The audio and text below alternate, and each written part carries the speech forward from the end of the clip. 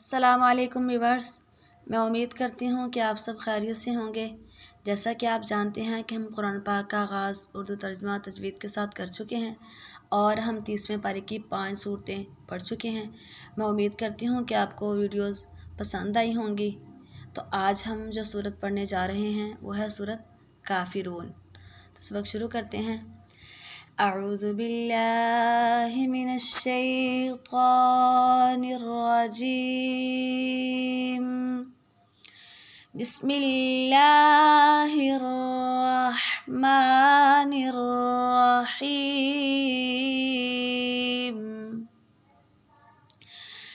قل یا ایھا الکافرون، قاف کو پر کریں گے، یا پر بڑی مد کریں گے، اس کو 5 الف کے برابر لمبا کریں گے۔ قل یا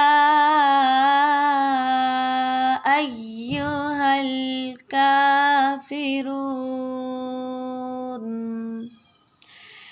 لا اعبد ما تعبدون،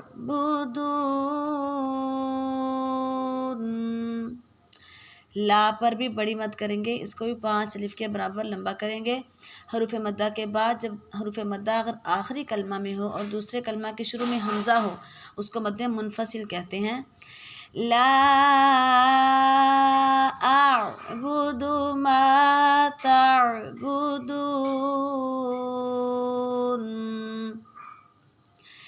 ولا انتم عابدون ما اعبد ولا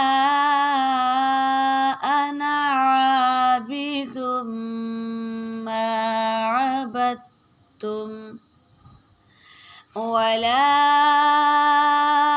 انتم عابدون ما اعبد لکم دینکم ولی دین۔ ترجمہ: آپ کہہ دیجئے اے کافروں، نہیں میں عبادت کرتا جس کی تم عبادت کرتے ہو، اور نہ تم عبادت کرنے والے ہو جس کی میں عبادت کرتا ہوں، اور نہ میں عبادت کرنے والا ہوں جس کی تم نے عبادت کی ہے، اور نہ تم عبادت کرنے والے ہو جس کی میں عبادت کرتا ہوں۔ تمہارے لیے تمہارا دین، میرے لیے میرا دین۔